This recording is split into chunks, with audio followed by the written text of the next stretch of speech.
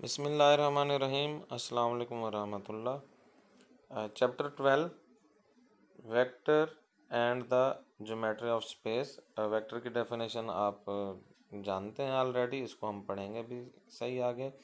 And the geometry of space, तो इस chapter में हमने ज्योमेट्रीज़ को जो है वो एक्सप्रेस कैसे करना है स्पेस में, यानी 3 डायमेंशंस में, उसको हम पढ़ेंगे। तो उसके लिए हमारे लिए ये जो है वो उसको डिस्क्राइब करना और उसका जो है वो तरीक़ाकार हमें पता होना चाहिए कि 3D स्पेस में किसी भी बॉडी को जो है वो अगर प्रेजेंट करना है तो वो कैसे करना है।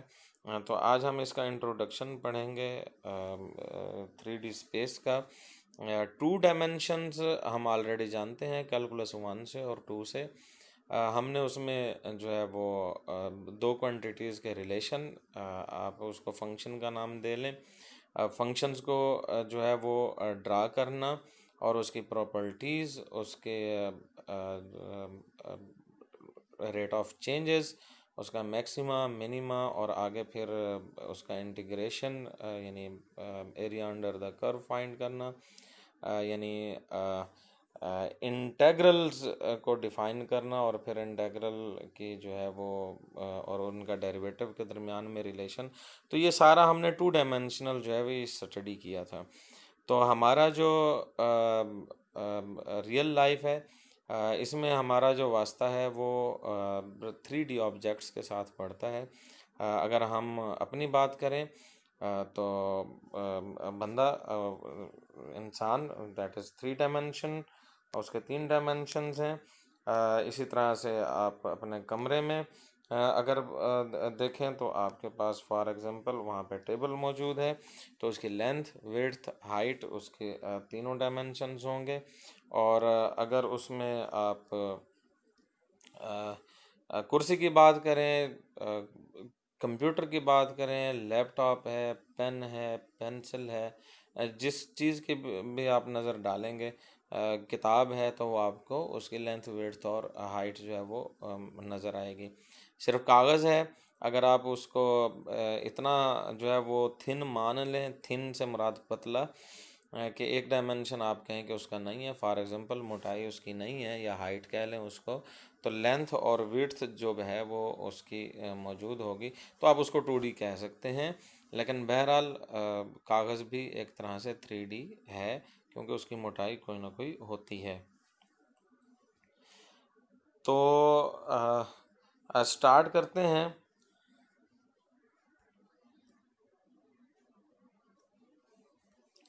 डिफ़ाइन करते हैं 3D स्पेस को। टाइटल है हमारे पास, सेक्शन 12.1 है, 3 dimensional coordinate systems.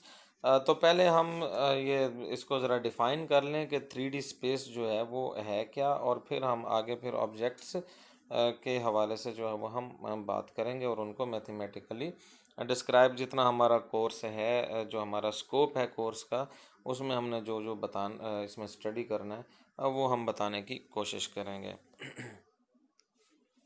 3D space, to locate a point in a plane we need 2 numbers. Function draw करते थे हम, ये ऐसे आप देखें, ये मैं यहाँ पे बना रहा हूँ। तो फॉर एग्जांपल फंक्शन ड्रा हम करते थे y=x²।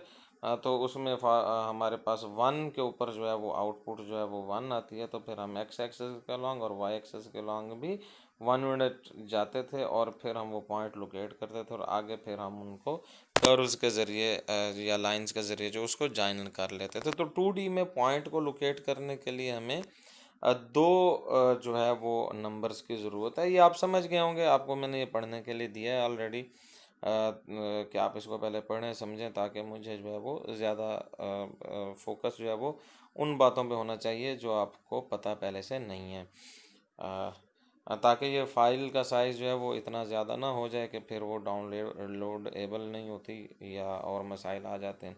तो we know that any point in the plane can be represented as an ordered pair a and b, यानी पहला पॉइंट एक्स के लिए है और ए रिप्रेजेंट करता है और दूसरा वाई को रिप्रेजेंट करता है, और ये रियल नंबर्स होते हैं। और ये आगे उसने बता भी दिया कि ये जी एक्स और वाई कोऑर्डिनेट्स हैं।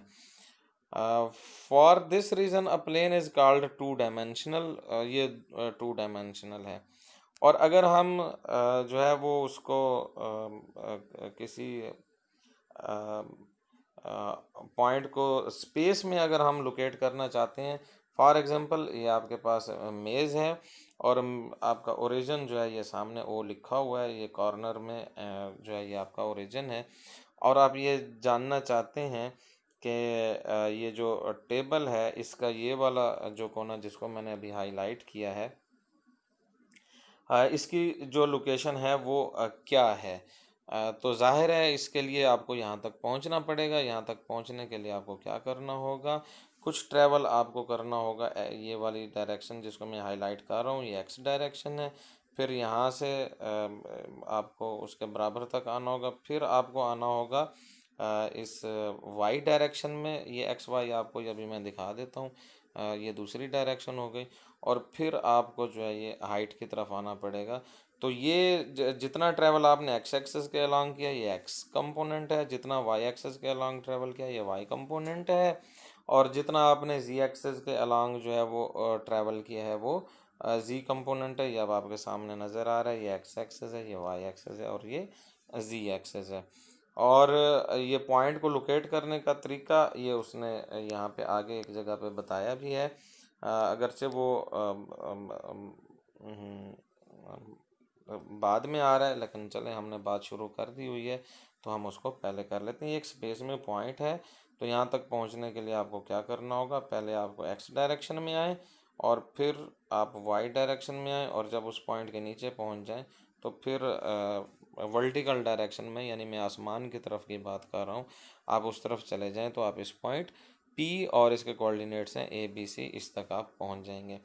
और अगर आप जी डायरेक्शन में नहीं जाते बल्कि इसी पॉइंट के ऊपर जो मैंने हाईलाइट अब कर रहा हूँ नीचे, बस जी डायरेक्शन में मूव नहीं कर रहे, तो इस पॉइंट के कोऑर्डिनेट्स क्या होंगे, इस पॉइंट के कोऑर्डिनेट्स हो जाएंगे q a b and c direction में तो आप गए ही नहीं है तो वो ज़ीरो होगा, क्योंकि ओरिजिन आपने ज़ीरो ज़ीरो ज़ीरो पे रखा हुआ है, स्टार्ट आप ज़ीरो ज़ीरो से ले रहे हैं। अगर आप एक्स डायरेक्शन में जाएंगे तो एक्स कंपोनेंट चेंज हो जाएगा, वाई डायरेक्शन में जाएंगे तो वाई कंपोनेंट चेंज होगा, यानी जिस तरफ जाएंगे वही कंपोनेंट चेंज होगा। पॉजिटिव डायरेक्शन में जाएंगे तो पॉजिटिव उसकी वैल्यू होगी, नेगेटिव डायरेक्शन में जाएंगे तो नेगेटिव वैल्यू होगी।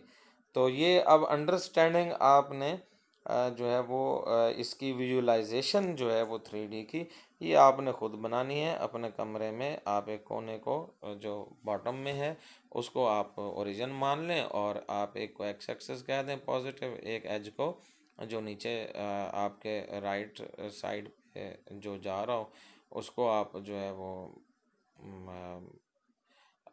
फॉर एग्जांपल आपके लेफ़्ट साइड पे जा रहा है आप उसको एक्स एक्सेस कह दें, जो सामने है उसको वाई एक्सेस कह दें, और जो वर्टिकल है उसको जी एक्सेस कह दें। जैसे ये आपके सामने इस वक्त ये बना हुआ है। फॉर एग्जांपल एक बंदा यहाँ पे बैठा हुआ है और उसका रुख जो है वो ये इस एरो की तरफ है, जिस तरफ मैंने एरो बनाया है, तो उसका लेफ़्ट पे जो है वो एक्स एक्सेस है, फ्रंट पे जो है वो वाई एक्सेस है, और आसमान की तरफ यानी उसके हेड वाली साइड पे जो है वो क्या है, वो जी एक्सेस है। अच्छा, अब ये एक्स वाई जी जो है ये डिक्लेयर कैसे करने हैं। प्लेन में तो सिंपल सा वो था कि हम जो हॉरिजेंटल है उसको एक्स एक्सेस कह देते थे, और जो वर्टिकल है उसको हम वाई एक्सेस कह लेते थे। तो कोई मसला नहीं है, आप इसको एक्स एक्सेस और वाई एक्सेस कह रहे हैं, ठीक है, नो प्रॉब्लम। इन दोनों के ऊपर जो परपेंडिकुलर लाइन जिसका ये मैं इमेज ले रहा हूँ, और यानी आप यूँ कह सकते हैं इसको, इमेज ही कह लें इसको, लेकिन ये आउटवर्ल्ड द पेज है, ये वाली डायरेक्शन जो आ रही है ये आउटवर्ल्ड द पेज आ रही है। आप इसको जी कह सकते हैं, इस तरह भी आप ले सकते हैं, या फिर आप जो है वो जैसे ये नीचे बना हुआ है, ये मैंने फिगर अभी बनाई थी, आप इस शेप में भी इसको ले सकते हैं। लेकिन फ़र्क जो है वो सॉरी फ़र्क नहीं कहना चाहिए, ख्याल जो रखना है कि एक्स कौन सा है, वाई कौन सा है और जी कौन सा है, उसका जो तरीकाकार है वो ये फिगर नंबर 2 में बताया जा रहा है। कैसे, वो ऐसे है कि आप अपने हाथ को जो है वो एक एक्सेस के ऊपर, जिसको आप एक्स एक्सेस कहना चाह रहे हैं, फॉर एग्जांपल इसको आप एक्स एक्सेस कहना चाह रहे हैं, तो आप अपने हाथ की उंगलियों को इसके अलॉन्ग स्ट्रेट कर लें। ठीक है, इसके अलॉन्ग स्ट्रेट कर लें और उसके बाद आप अपनी उंगलियों को अंदर की तरफ घुमाएं। जैसे ही आपको हाथ बना हुआ नज़र आ रहा है, ये अपनी उंगलियों को अंदर की तरफ घुमा रहा है, अंदर की तरफ घुमा रहा है। और आप इसको जो है वो काउंटर क्लॉकवाइज भी कह सकते हैं, एंटी क्लॉकवाइज इसको घुमा रहा है। तो जिस तरफ वो घुमा रहा है वो आगे जो एक्सेस आएगा वो आपका वाई एक्सेस होगा, और जो थंब की डायरेक्शन होगी वो डिटरमिन करेगी कि दैट इज़ जी एक्सेस। और ये वो अरेंजमेंट है जो अब ये किताब वाला जो है ये मेरा ख्याल है थ्रू आउट लेकर चलेगा। अगर आप ये वाली लेके चलना चाहते हैं, जैसे मैंने अभी यहाँ पे आपको, एक्सक्यूज़ मी, ये जैसे मैंने अभी आपको यहाँ पे बना के दिखाई है, आप उसको भी लेके चलें। ये खाली जगह मैंने ज़रा ढूंढ ली है। फॉर एग्जांपल आप कहते हैं जी एक्स एक्सेस आपका ये वाला है हॉरिजेंटल, उसी तरह से तो आप एक्स एक्सेस के अलोंग यानी एक्स की डायरेक्शन में, इसी डायरेक्शन में अपना हाथ रखें और इस तरफ आपकी उंगलियां हों और उंगलियों को जो है वो आपने काउंटर क्लॉकवाइज यानी इस तरफ आपने मुट्ठी बंद करनी है। यानी आपने इस तरह से अपना हाथ रखना है कि जब आप मुट्ठी बंद करें तो उंगलियों की जो रोटेशन है वो इस डायरेक्शन में हो, काउंटर क्लॉकवाइज हो। तो आगे आपका जो है वो वाई एक्सेस होगा और इन दोनों के ऊपर जो है वो फिर आप ये देखें, आप ये एक प्रैक्टिकल करके देख लें कि आप इसके ऊपर एक्स एक्सेस के ऊपर जो है वो अपनी हाथ रखें और उंगलियों को जो है वो रोटेट करें काउंटर क्लॉकवाइज डायरेक्शन में। तो थंब देखेंगे आप, वो आपका ये जो स्क्रीन आपको नज़र आ रही है ये इससे आउटवर्ड होगा, यानी आपकी अपनी डायरेक्शन में होगा। तो ये आपका फिर जी एक्सेस बन जाएगा और इसका इमेज आप लेंगे तो वो ये बनेगा, तो ये आपका जी एक्सेस बनेगा। तो आप अपनी अंडरस्टैंडिंग जो है वो इस तरह से भी बना सकते हैं, उस तरह से भी बना सकते हैं। बहरहाल ये जो है वो कोऑर्डिनेट सिस्टम जो 3D सिस्टम है, यानी हमने किसी पॉइंट को लोकेट करना है इसमें, तो उसका तरीका हमने पढ़ लिया है। और इस 3D स्पेस का जो कानून है डिज़ाइन करने का, यानी जैसे हम प्लेन बनाते थे एक्स वाई प्लेन, तो हमने इसमें जो एक्स वाई जी कह लें आप स्पेस जो है वो हमने उसको भी सीख लिया कि उसका रूल क्या है।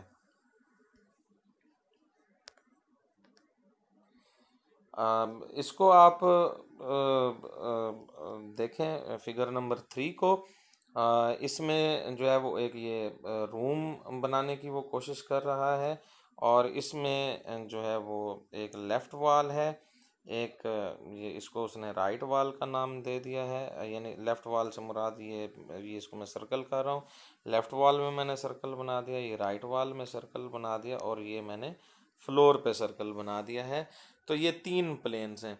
अब 3 फेसेस हैं, ये रूम के अंदर है। अब आप ये बात कर सकते हैं कि जी रूम के तो 6 फेसेस होते हैं, तो ठीक है वो 6 फेसेस होते हैं, लेकिन ये जो लेफ़्ट वॉल है इसके सामने वाली यानी एक दीवार के सामने वाली जो दूसरी दीवार है वो उसके जो है वो सिर्फ पैरेलल होती है। तो एक्चुअली आप ये कह सकते हैं कि एक दीवार की कॉपी उठा के दूसरी दीवार जो है वो बना दी गई है।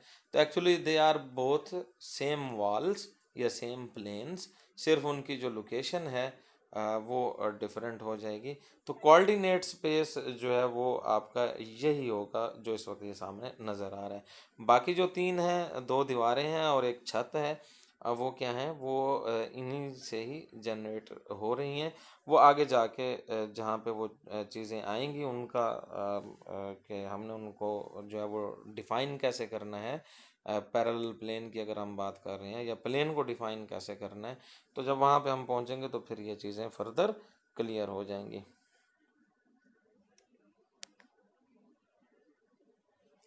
पॉइंट को लोकेट करना हमने देख लिया है ऑलरेडी, आगे चलते हैं। हाँ, ये एक यहाँ पे एक बॉक्स बनाया है उसने, वही वाली बात है कि उसने वही पॉइंट लोकेट किया था अभी जो पिछली फिगर में है। ये वाला जो मैंने इसको आपके सामने नज़र आ रहा है इस वक्त, ये सर्कल किया हुआ है। इसका उसने क्या किया, ये एक्चुअली क्या किया है 3D में, आप इसको ज़रा 2D में देखें। 2D से आपको ज़रा क्लियर होगा। क्या किया उसने? उसने कहा जी ये पॉइंट है, फॉर एग्जांपल इसके कोऑर्डिनेट हैं 3 वो 2, क्या है 3 वो 2। तो यहाँ पे कैसे पहुँचे फिर हम इस पॉइंट पे? हमने कहा जी एक्स एक्सिस की डायरेक्शन में 3 यूनिट्स जाएं और वाई डायरेक्शन में कितने यूनिट जाएं? 2 यूनिट्स जाएं। तो अब ये आपकी मर्ज़ी है कि आप पहले एक्स की तरफ चले जाएं और फिर वाई की तरफ चले जाएं, या फिर पहले वाई की तरफ चले जाएं 2 यूनिट्स और फिर एक्स की तरफ चले जाएं 3 यूनिट्स। ये आपकी मर्ज़ी है। तो आपके दो पॉसिबल पाथ थे, तो क्या बना है फिर? बॉक्स बन गया है, रेक्टेंगल बन गई है। तो अगर आप खुद को जो है वो एक्स एक्सेस के अलांग लेके जा रहे हैं, फॉर एग्जांपल इस डायरेक्शन में जा रहे हैं और ख़ुद को इस पॉइंट के ऊपर रोक लेते हैं, तो इसके कोऑर्डिनेट क्या होंगे? जाहिर है स्टार्ट में ये 0 वो 0 है, ओरिजिन है, तो 3 यूनिट्स गए हैं एक्स एक्सेस के अलांग, तो इसके पॉइंट 3 वो 0 होगा। अगर आप वाई की तरफ जा रहे हैं पहले, तो इसके कोऑर्डिनेट्स क्या होंगे इस पॉइंट के, जहाँ पे आप जाके रुक रहे हैं मुड़ने के लिए? तो उसके कोऑर्डिनेट्स 0 वो 2 होंगे और आखिरी के क्या हो जाएंगे? ये हो जाएंगे। तो अब उसमें ये जो नीचे फिगर है 3D में, उसमें इजाफी कुछ भी नहीं किया हुआ, यही जो है वो तीसरा डायमेंशन डाल दिया है। अब आपके पास ओरिजिन जो है वो क्या होगा? 0 0 0, यानी ओरिजिन जो है वो आपका जो है वो चूँकि प्लेन में था तो एक्स भी 0 वाई भी 0, और अगर स्पेस के हवाले से आप बात कर रहे हैं तो ओरिजिन जो है वो 3 डायमेंशन उसके आएंगे, 0 0 0, तो तीनों 0। और फिर आप जिस डायरेक्शन में मूव करेंगे उसकी वैल्यू चेंज होगी, बाकियों की नहीं होगी। फॉर एग्जांपल इसी की हम बात कर लेते हैं, ये सामने फिगर मौजूद है। आप आ रहे हैं एक्स एक्सेस की तरफ, तो आपने जितना मूव किया, फॉर एग्जांपल ये कह रहा है ए आपने मूव किया, तो ओरिजिन ओ के क्या कोऑर्डिनेट्स हैं? 0 0 0। तो इस पॉइंट के कोऑर्डिनेट्स क्या होंगे? जाहिर है आप सिर्फ एक्स की तरफ आए हैं और ए यूनिट आपने ट्रेवल किया है, तो इस पॉइंट के कोऑर्डिनेट हो जाएंगे ए और कामा 0 कामा 0। फिर आप बी की तरफ आए हैं, अब आपने अब आपने ए तो चेंज नहीं, एक्स तो चेंज नहीं हो रहा ना वाई की तरफ आते हुए, वाई की तरफ आते हुए एक्स जो है वो क्या हो रहा है? चेंज नहीं हो रहा। एक्स डायरेक्शन में तो आप मज़ीद जा ही नहीं रहे। तो आपका बी के कोऑर्डिनेट क्या हो जाए, इस पॉइंट के कोऑर्डिनेट क्या हो जाएंगे? ए वही था जितना आप पहले ही चेंज कर चुके थे और बी वो 0। और फिर जब आप यहाँ से ऊपर की तरफ आएंगे, तो अब ये आप सिर्फ आसमान की तरफ ट्रेवल कर रहे हैं। अब अपना लेंथ चेंज हो रही है आपकी, ना ही विड्थ वाली पोजीशन चेंज हो रही है। तो आप फॉर एग्जांपल ये पंखे का पॉइंट है, आप इसकी बात कर सकते हैं, यहाँ तक पहुँचना है, तो जाहिर है एक्स डायरेक्शन में जितना ट्रैवल करना है उतना ही करेंगे ना, उससे ज़्यादा किया तो वो उस पोजीशन से आगे निकल जाएंगे। इस तरह वाई डायरेक्शन में और फिर जी डायरेक्शन में। तो प्रिसाइजली आप पंखे का जो पोजीशन है, छत वाले पंखे की मैं बात कर रहा हूँ, वहाँ तक पहुँचने के लिए आपको क्या करना होगा? जितना एक्स डायरेक्शन में जाना है एक्स डायरेक्शन में जाना होगा, जितना वाई में जाना है वाई में जाना होगा, जितना जी में जाना है जी में जाना होगा। आप ये कह सकते हैं जी हम डायरेक्ट यहाँ से इस पॉइंट पे क्यों नहीं आ जाते, यानी कोने से आप जो है वो रवाना हो और सीधा जो है वो उड़ के और पंखे को हाथ लगा लें, तो ठीक है, वो एक डायरेक्ट, यानी ये वेक्टर की जो हम रिप्रेजेंटेशन करते हैं, वेक्टर को कहते हैं हम ऐसे हैं कि ओ से लेके पी तक, इस वेक्टर का नाम क्या है? ओ पी है। बाकी आगे फिर हम उसके कंपोनेंट्स बना लेते हैं जी, इसका एक्स कंपोनेंट इतना है, वाई कंपोनेंट इतना है और जी कंपोनेंट इतना है। तो ये कंपोनेंट्स के हवाले से भी बात हो गई। यही अब जो मैंने पीछे बात की थी 2 डायमेंशन में, वो भी वही है कि हम जो कंपोनेंट्स की बात करते हैं, ये वेक्टर हो गया ना 2D में। और तो इसका जो है वो एक्स कंपोनेंट आप ये जानते हैं कि जितना उसका एक्स का पोर्शन है वो एक्स कंपोनेंट है, जितना उसका वाई का उसका है वो वाई कंपोनेंट है। तो इसी तरह से 3 डायमेंशन है तो 3 डायमेंशन में उसके कंपोनेंट हो गए। अगर आपने इतनी बात की अंडरस्टैंडिंग मेरे बताने के बाद ले ली है, या मेरे बताने से आपको पहले ही पता है, तो फिर और आप इसकी विजुअलाइजेशन अपने जहन में बना चुके हैं जैसा को इसको बनाना चाहिए, तो फिर मेरा ख्याल है कि आपको आगे जो है वो मसला नहीं होना चाहिए। और अगर आपकी मेरी बातें अगर आपको अभी तक क्लियर नहीं हुई, या आपको मेरी बात अब तो क्लियर हो गई है, फॉर एग्जांपल पहले क्लियर नहीं थी, फिर तो ठीक है।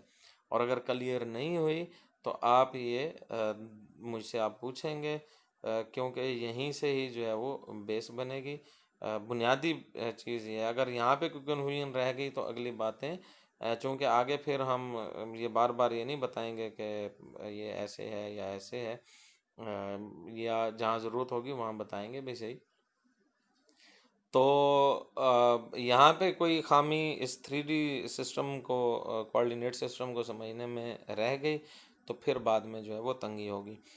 तो इसलिए अगर समझ आ गई है तो बहुत अच्छी बात है, पहले से समझ थी तो वो भी बहुत, उससे भी अच्छी बात है। और अगर नहीं समझ है तो आपस में अगर स्टूडेंट्स अगर करीब रहते हैं आपस में डिस्कशन कर सकते हैं, अपने ग्रुप डिस्कशन कर सकते हैं, या आप मुझसे भी पूछ सकते हैं विदाउट एनी हेजिटेशन। तो ये आपके सामने अभी जो मैं ये बता रहा था कि 2 डायमेंशन में आप ये इस पॉइंट तक जाते हैं तो पहले लेफ़्ट एक्स की तरफ चले जाएं, फिर वाई की तरफ चले जाएं, या पहले वाई की तरफ चले जाएं फिर एक्स की तरफ चले जाएं। तो यानी ये दोनों पॉसिबिलिटीज़ आपने बना ली हैं, तो ये आपके पास जो है ये प्लेन बन गई है, यानी रेक्टेंगल बन गई है। अब आपने इस ओरिजिन से पॉइंट पी तक आना है, तो पॉसिबिलिटी क्या हो सकती है, पहले आप एक्स की तरफ चले जाएं, फिर वाई की तरफ, या फिर जी की तरफ। और दूसरी जो पॉसिबिलिटी है वो क्या हो सकती है कि पहले वाई की तरफ आ जाएं, फिर जी की तरफ आ जाएं, और फिर एक्स की तरफ आ जाएं। और अगली पॉसिबिलिटी क्या हो सकती है कि पहले आप वाई की तरफ चले जाएं, फिर आप एक्स की तरफ चले जाएं, या फिर आप उसके बाद आप सॉरी पहले जी की तरफ चले जाएं, फिर एक्स की तरफ, और फिर आप जो है वो वाई की तरफ चले जाएं। यानी कहना मैं ये चाह रहा हूँ कि आप अपनी मर्ज़ी से जो है वो कोई भी पाथ आप इसमें चूज़ कर लें तो आपके पास बहुत सारी वेज जो हैं वो बन जाएंगे, और उन सारों को जो है वो आप कनेक्ट करेंगे तो आपके पास जो है ये बॉक्स बन जाएगा। और इन बॉक्स के जो है वो पॉइंट्स अब आप देख लें कि ये जो कॉर्नर्स हैं वो किस तरह से बने। ओरिजिन 0 0 0 पे, जी की तरफ जा रहे हैं, सिर्फ तीसरा कंपोनेंट चेंज हो रहा है, सी चेंज हो रहा है, बाकी दोनों ज़ीरो हैं। इस पॉइंट से इसी पॉइंट ये जो सी वाला जिसमें हम पहुंच चुके हैं, इससे आप वाई की तरफ आ रहे हैं, तो अब सी तो फिक्स हो गया ना, यहाँ से तो आपने डायरेक्शन चेंज कर लिए, तो अब आपका सी वही रहेगा, और वाई का जो कंपोनेंट है वो चेंज हो जाएगा। ठीक है। अच्छा, अब यहाँ से आप इधर नहीं मुड़े थे, आप मुड़ आए थे इस एस वाली साइड पे, तो अब आप देखें कि सी से सी तक तो डायरेक्शन चेंज हुई सी की, जी की, जेड की, और फिर जब आप इस तरफ आए तो ये एक्स की डायरेक्शन चेंज हो रही है, तो सिर्फ एक्स डायरेक्शन चेंज हो रही है। तो इसकी ये ज़रा आप अंडरस्टैंडिंग जो है वो इसकी बनाएं, और अ, फिर जो है वो आप सम-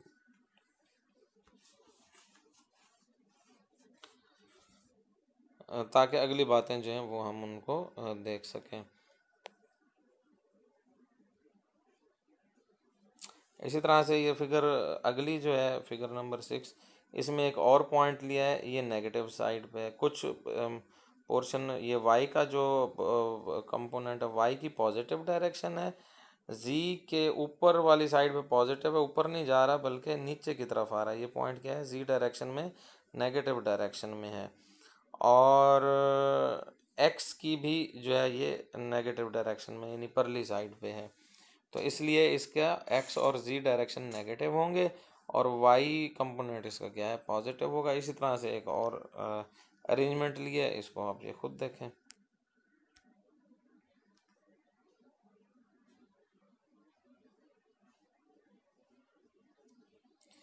इस तरह से अब ये सरफेस को डिफाइन कर लेते हैं। ये उम्मीद है ये जो कार्टियन प्रोडक्ट है ये आप इसको समझ गए होंगे। जैसे R2 में इसकी डेफिनेशन थी कि ये प्लेन में जो है वो आप रियल लाइन से शुरू करें ना, रियल लाइन पे क्या है, कितने पॉइंट्स होते हैं भाई, माइनस इन्फिनिटी से इन्फिनिटी जो भी पॉसिबल पॉइंट है ये यहाँ पे ज़ीरो है, सारे पॉइंट्स इसमें मौजूद हैं। प्लेन में क्या होता है, प्लेन में पेयर की शक्ल में है, यानी एक्स कंपोनेंट वाई कंपोनेंट, ये भी माइनस इन्फिनिटी से इन्फिनिटी है वाई, और पॉजिटिव मतलब वाई डायरेक्शन भी माइनस इन्फिनिटी से इन्फिनिटी, एक्स डायरेक्शन भी माइनस इन्फिनिटी से इन्फिनिटी। तो ये सारा रीजन जो है ये ऑर्डर्ड पेयर से भरा हुआ है, यानी ए बी की शक्ल में। कोई भी पॉइंट आप उठाएं तो उसका एक्स कंपोनेंट भी होगा, वाई कंपोनेंट भी होगा, जो मर्जी पॉइंट उठाएं। फॉर एग्जांपल ये पॉइंट उठाते हैं, ये जो मैं हाईलाइट कर रहा हूँ यहाँ पे आपको नज़र आ रहा है, तो इसके भी जो है वो क्या है, कोऑर्डिनेट्स हैं। इसी तरह से स्पेस में कोई भी पॉइंट लोकेट कर लें तो उसके क्या होंगे, तीन जो है वो उसके कोऑर्डिनेट्स होंगे उसके, यानी उसको रिप्रेजेंट करेंगे किसी भी पॉइंट को।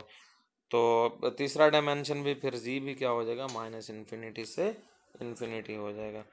आगे सरफेसेस को डिफाइन कर रहा है, सादा सा है, कोई इसमें मुश्किल नहीं है।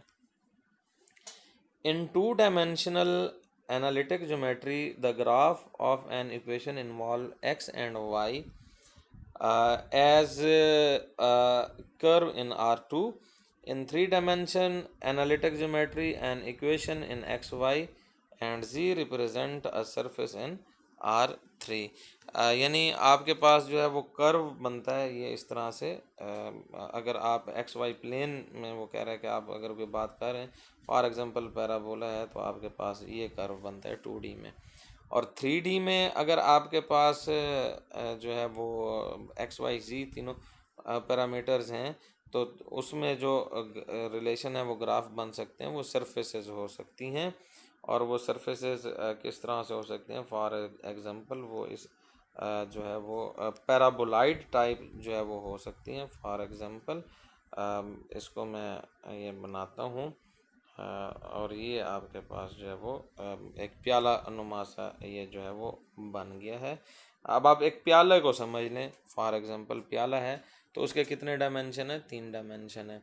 अगर आप उस प्याले को दरमियान में से, बिल्कुल सेंटर में से, इस वर्टिकल डायरेक्शन में, यानी इस डायरेक्शन में छुरी चला दें, तो आप देखेंगे सामने फेस जो आपके पास बनेगा वो क्या होगा, वो पैराबोला होगा।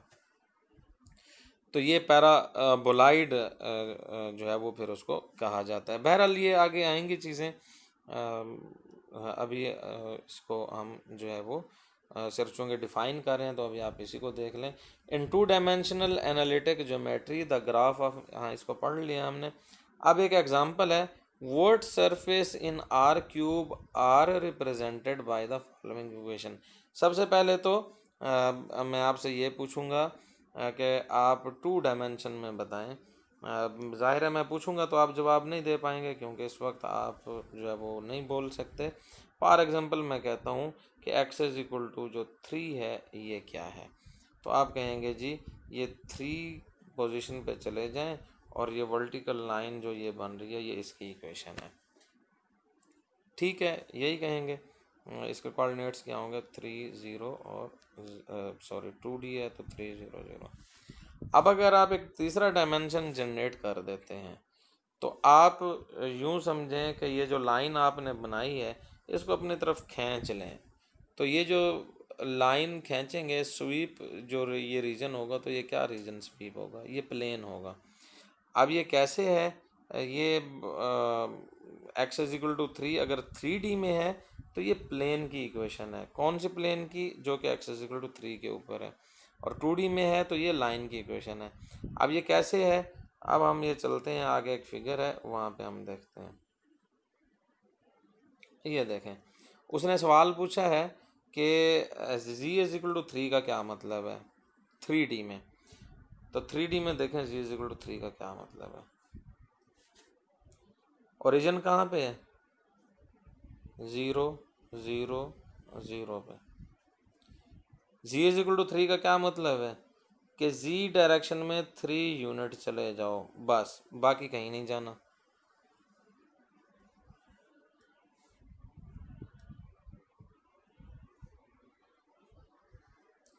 अच्छा, जी इज इक्वल टू 3 डायरेक्शन में 3 यूनिट चले गए, तो आप इस पॉइंट पे पहुंच गए जहाँ पे एक्सक्यूज मी, जहाँ पे ये 3 लिखा हुआ है, इस पॉइंट पे पहुंच गए। अच्छा, अब आप इस पॉइंट से लेफ़्ट चले जाएं लेफ़्ट से मुराद मैं ये कहना चाह रहा हूँ कि आप एक्स डायरेक्शन में चले जाएं या वाई डायरेक्शन में चले जाएं, जी की वैल्यू पे कोई फ़र्क आएगी? जी की वैल्यू के पे कोई फ़र्क नहीं आएगा। इसका मतलब ये है, अब मैं दोबारा वो बनाता हूँ एक्स इज इक्वल टू 3 वाला, ये प्लेन और ये एक्स एक्सेस है और ये वाई एक्सेस है, और ये जो पॉइंट है ये 3, और ये यहाँ पे मैंने लाइन लगाई और इसकी इक्वेशन आपने कही कि एक्स इज इक्वल टू 3 है। तो अब आप इस पॉइंट 3 से किसी भी तरफ चले जाएं, आप ये ऊपर की तरफ चले जाएं पॉजिटिव वाई एक्सेस की तरफ, या आप चले जाएं नेगेटिव वाई एक्सेस की तरफ, एक्स की वैल्यू चेंज होगी? नहीं होगी। जब ये चेंज नहीं होगी तो हम कहते हैं कि ये पूरी लाइन की इक्वेशन जो है वो क्या है, एक्स इज इक्वल टू 3 है। ये लाइन की इक्वेशन बन जाती है। अब यही जो है स्ट्रेटजी यहाँ पे है कि जब आप ये कहते हैं कि z इज इक्वल टू 3 और ये आप इस वक्त डायमेंशन 3 डायमेंशन में है, तो आप ये कहेंगे कि ये प्लेन की इक्वेशन है। कौन सी प्लेन की? वो प्लेन जो कि z इज इक्वल टू 3 से पास हो रही है, और उस प्लेन के ऊपर x और y की वैल्यूज़ जो भी हों, z की जो वैल्यू है वो फिक्स रहेगी, 3 रहेगी। अब दूसरे नंबर पे उसने पूछा है कि आप ये बताएं कि y इज इक्वल टू 5 से क्या मुराद है स्पेस में। तो अब क्या होगा, ओरिजिन वो पीछे छुपा हुआ है, एक्स डायरेक्शन में 5 यूनिट मूव कर जाएं, और आप ये कहेंगे कि ये प्लेन की इक्वेशन है, उस प्लेन की इक्वेशन है जो कि y इज इक्वल टू 5 के ऊपर पड़ी हुई है, और फिर ये पैरेलल टू हो जाएगी वाई जी प्लेन। ये वाली जो प्लेन थी पीछे वाली, पहले वाले उसमें, ये किसके पैरेलल थी? z इज इक्वल टू 3 पे है, तो जाहिर है आप z डायरेक्शन में मूव कर गए हैं और z को आपने फिक्स कर दिया है, तो फिर ये प्लेन जो है वो किस डायरेक्शन में हो जाएगी? ये आपकी प्लेन जो है वो x और y इस प्लेन के पैरेलल हो जाएगी। अब ये आपको वो बात मेरी समझ आ सकती है कि वो वहाँ पे ऊपर जो है वो 3 दीवारें क्यों ली हैं। एक्चुअली 3 दीवारें इसलिए ली हैं कि इस लेफ़्ट वाल के सामने वाली जो वाल है उसकी इक्वेशन और इसकी इक्वेशन एक्चुअली एक जैसी होती हैं, सिर्फ उसमें पोजीशन का फ़र्क है। अब आप अगर इसको आप ओरिजिन मानते हैं, इस ओ को आप ओरिजिन मानते हैं, तो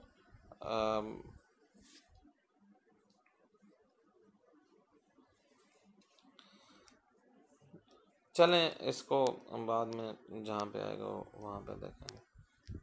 अच्छा, अब इस डब्बे को देखें।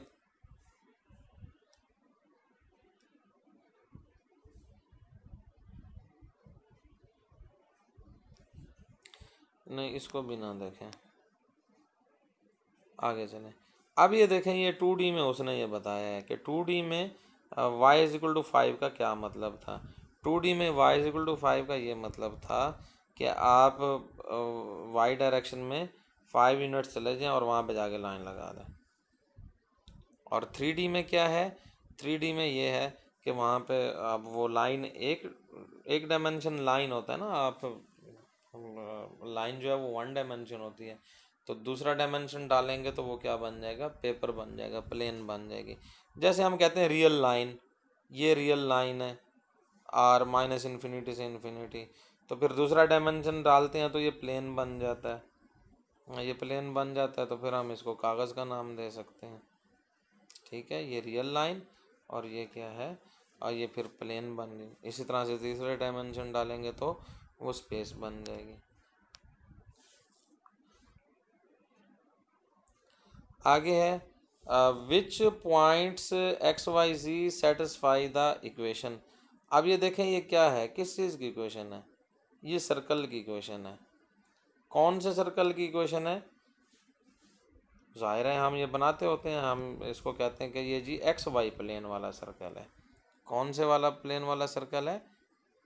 एक्स वाई प्लेन वाला। तीसरे डायमेंशन की तो हम बात ही नहीं करते थे क्योंकि वो 2D वाले में होता ही नहीं था। तो ये सर्कल की इक्वेशन हो गई, और and z is equal to 3 लिखा हुआ है, and z is equal to 3। इसके ऊपर गौर करें, इसका क्या मतलब है? इसका ये मतलब है कि z इज इक्वल टू 3, क्या चीज़ थी अभी मैंने ऊपर बताया है, ऊपर देख के आए हम, हमने कहा है जी z इज इक्वल टू 3 का मतलब ये है कि ये प्लेन, ये जो सामने प्लेन आपको हाईलाइटेड ब्लू कलर में नज़र आ रही है, ये वाली प्लेन। अब जो x square plus y square is equal to ये जो भी है 1 है, ये क्या था, ये वो सर्कल था जो कि एक्स वाई प्लेन में था। ये जो एक्स वाई आपको नज़र आ रहे हैं, इन इस प्लेन में एक्स वो था। अब आपने क्या कहा है, आपने कहा है साथ में अब तीसरा डायमेंशन भी अब इसमें तीसरा डायमेंशन डालें अगर, और उसी प्लेन में रहने दें ये जो एक्स वाई प्लेन में, तो वो जी इज इक्वल टू 0 होगा। अब आपने क्या कहा, नहीं जी इज इक्वल टू 3 है, तो इसका मतलब क्या है कि आप पहले खुद को जी इज इक्वल टू 3 वाली पोजीशन पे ले जाएं। कौन सी पोजीशन पे ले जाएं, जी इज इक्वल टू ये वाला पॉइंट जो नज़र आ रहा है, यहाँ पे ले जाएं, और वहाँ जाके आप जो है वो सर्कल बना लें ये वाला, और ये सर्कल क्या होगा, ये parallel to x y plane होगा। यानी एक्स वाई प्लेन के पैरेलल जो है वो एक और प्लेन होगी जी इज इक्वल टू 3, और उसमें ये सर्कल होगा। अब इसके डिस्क्रिप्शन पढ़ें। Solution, because z is equal to 3 the points lie in the horizontal plane. Horizontal से मुराद ये है कि चूँकि इस वक्त कोऑर्डिनेट सिस्टम इस तरह से ले रहा है जैसा कि इस फिगर में नज़र आ रहा है, तो फिर इसको उसने हॉरिजेंटल प्लेन का नाम दे दिया। तो horizontal plane and from example 1 है, हाँ ये मैंने अभी आपको रेफरेंस भी दे दिया है। Because x square plus y square is equal to 1 the points lie in on the circle with radius 1 and the centre on the z axis, see figure 8। ये लेंगे, ये आपके पास बना हुआ है, यानी एक्स वाई प्लेन, अगर आपके पास जी इज इक्वल टू 0 होता तो आपके पास यहाँ पे ये सर्कल बनता, क्योंकि जी डायरेक्शन में आप मूव ना कर रहे होते। अब आपने क्या किया, सर्कल तो पहले ड्रा कर लिया और फिर उसको उठा के कहाँ पे ले गए, जी इज इक्वल टू 3 पे। या आप यूँ भी कह सकते हैं कि पहले जी इज इक्वल टू 3 के ऊपर चले गए, वहाँ जाके सर्कल ड्रा कर दिया। तो इस फिगर की जो ज्योमेट्री है, यानी ये जो अभी ऊपर उसने ये जो पूछा है कि ये क्या रिप्रेजेंट करता है, ये सामने जो इस वक्त नज़र आ रहा है कि which points satisfy the equation x square plus y square and z is equal to 3। तो आप देखें कि ये जो आपको कर्व नज़र आ रहा है यहाँ पे, यही है जो उसको सेटिस्फाई करता है। लेकिन अगर आपने इसको जैसे समान समझाने के लिए हमने कहा है, तो हमने कहा है जी इस प्लेन में ये जो हाईलाइटेड है इस वक्त, इस प्लेन में ये सर्कल है, और ये प्लेन कितना ऊपर उठी हुई है ओरिजिन से, 3 यूनिट ऊपर उठी हुई है।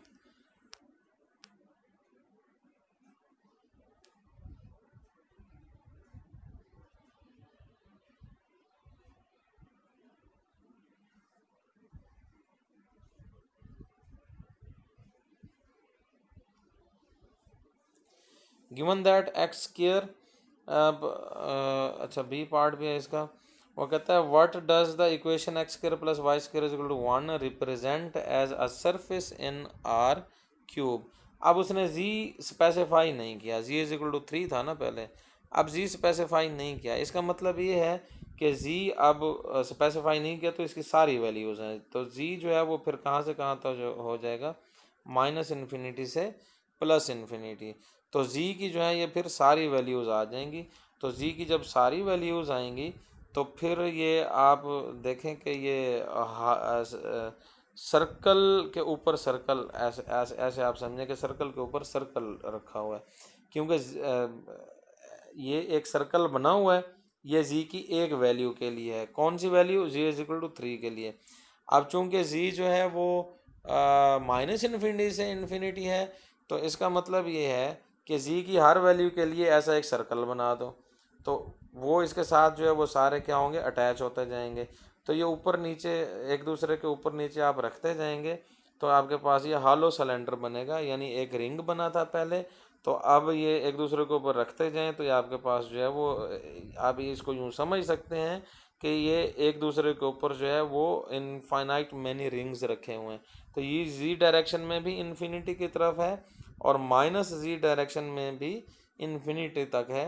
ये इसने आगे फिगर बनाई नहीं है माइनस इन्फिनिटी की तरफ, लेकिन ये आप इसको समझें कि ये नीचे भी है, क्योंकि अगर ये ओरिजिन से सिर्फ ऊपर ऊपर बनाना है तो फिर जी लाजमी स्पेसिफाई करना पड़ेगा कि जी जो है वो greater or equal to zero है और लेस देन जो है वो इन्फिनिटी है। ये वाली बात फिर आती है। तो जी चूँकि स्पेसिफाई नहीं किया तो इसका मतलब ये है कि जी की हर वैल्यू के लिए ये सर्कल, तो जी की हर वैल्यू के लिए ये सर्कल है, तो सर्कल बनाते जाएं, एक दूसरे के ऊपर रखते जाएं, तो ये आपके पास हॉलो सिलेंडर बनेगा।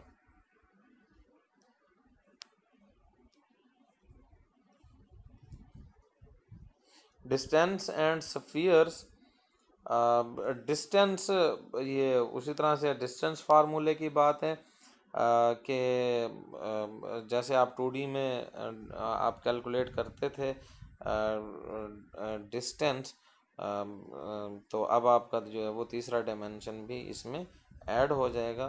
तो ये मैं उम्मीद करता हूँ कि जैसे आपने 2D का आपने प्रूफ किया होगा, ये 3D का प्रूफ भी जो है वो ये आप ही जो है वो इसको करेंगे। इसी तरह से इक्वेशन ऑफ स्फीयर है, इक्वेशन ऑफ सर्कल। आप देखें सर्कल क्या है, आपके पास ये सर्कल है, ठीक है। इसकी इक्वेशन क्या थी, जनरल इक्वेशन अगर आप करें बात करें, अगर आपके पास ए और बी इसके सेंटर हैं तो x minus a whole square plus y minus b whole square is equal to r square. यही थी इसकी इक्वेशन। अगर किसी को कन्फ्यूजन है तो वो दूर कर ले, जाहिर है इसमें कोई कन्फ्यूजन नहीं है। ये सर्कल की जनरल इक्वेशन है। अब सफ़ियर कैसे बनती है, सफ़ियर जो है वो इसी सर्कल से बनती है। कैसे बनती है ये मैं नीचे बना देता हूँ। आधा सर्कल लें, ये डी आधा सर्कल लें और इसको इस यहाँ से पकड़ें, ये जो एज है यहाँ पे जिसको मैंने ये यूँ समझ लें हैंडल है, इसको पकड़ें और इसको रोटेट कर दें इस लाइन के अराउंड। ये जो वर्टिकल लाइन सी ये बनी हुई है इसके अराउंड आप इसको रोटेट कर दें। इसके अराउंड आप इसको 360 डिग्री पे रोटेट करेंगे तो क्या होगा, जो स्वीप होगा वो क्या, ये आपने वो देखे होंगे वो जो शादी में सजावट के लिए वो कागज़ी फूल होते हैं, वो 2D होता है ऐसे 2 डायमेंशन से बना हुआ, और एक तरफ से खींच के जो है वो दूसरी तरफ को घुमाते हैं उसको, तो वो पूरा फूल ग्लोब सा बन जाता है, फूल सा बन जाता है। वो किस शेप का बनता है, वैसी शेप का नहीं बनता ये जो आपके सामने इस वक्त बनी हुई नज़र आ रही है। तो एक्चुअली क्या है कि ये तीसरा डायमेंशन सर्कल है, तो उसमें तीसरा डायमेंशन ऐड कर देने से वो सफ़ियर बन जाती है। तो अब आप सफ़ियर की इक्वेशन देखें और सर्कल की इक्वेशन देखें तो इसमें आपको ख़ास फ़र्क नज़र नहीं आएगा, सिवाय इसके कि सफ़ियर का सेंटर है एच के और एल के ऊपर है, तो x minus h whole square, ये 2 डायमेंशन आते थे उसके सर्कल के लिए, तो सफ़ियर के लिए एक तीसरा डायमेंशन भी ऐड कर देंगे और कहेंगे कि this is equal to r square.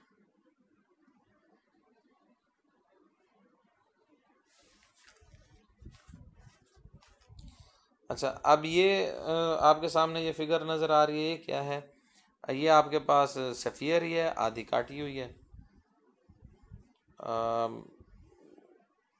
और दरमियान में से हॉलो भी है।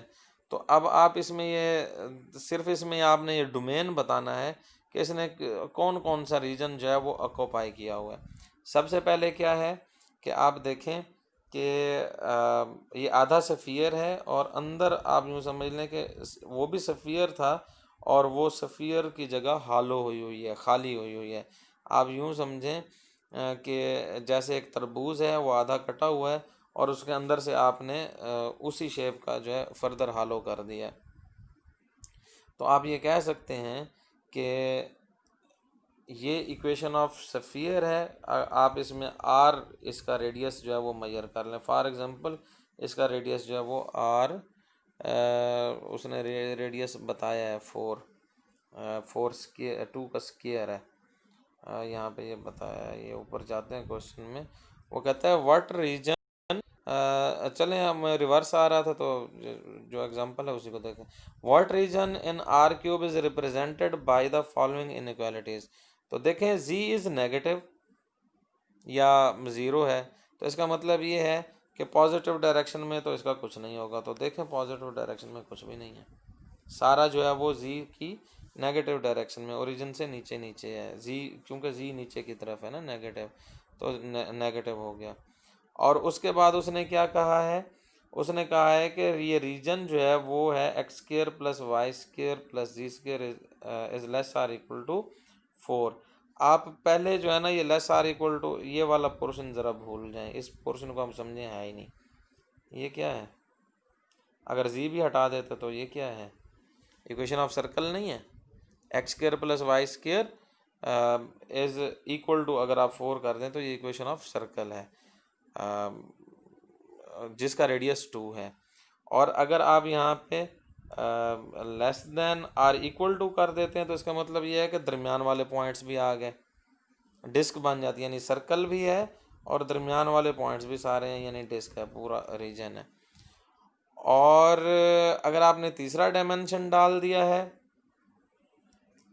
जैसा कि यहाँ पे नज़र आ रहा है, इसको फिर मिटा देते हैं, तीसरा डायमेंशन डाल दिया है तो ये सफ़ियर बन गई। अब ये क्या कह रहा है, अब ये कह रहा है कि रीजन जो आपका इस तरह से होना चाहिए कि पॉइंट जो हैं वो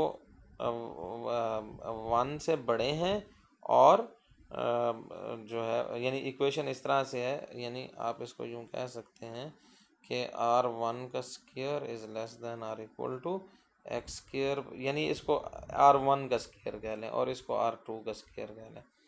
तो फिर ये क्या बना है रीजन, ये रीजन इस वक्त ये आपके सामने बना हुआ नज़र आ रहा है कि वो रीजन इसमें से निकाल देना है जो लेस देन 1 वाला है। तो ये लेस देन 1 वाला रीजन इसमें से निकाल दिया, ये जो हालो अंदर वाला हालो नज़र आ रहा है।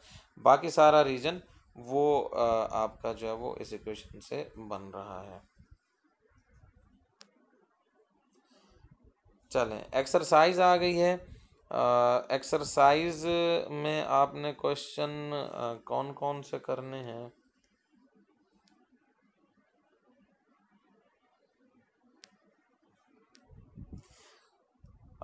वीडियो जो है वो लेंथी होती जाएगी, इससे रिलेटेड जितने भी क्वेश्चन हैं वो आप जो है वो करें सारे। आप जैसे कैलकुलस 1 हम उसको करते आए हैं, उस हिसाब से आप इसको ज़रा स्टडी करें। ये सामने क्वेश्चन का सेट है, ये सारा करें, और जो इससे रिलेटेड क्वेश्चन है वो सारे के सारे करें। अस्सलाम वालेकुम व रहमतुल्लाह।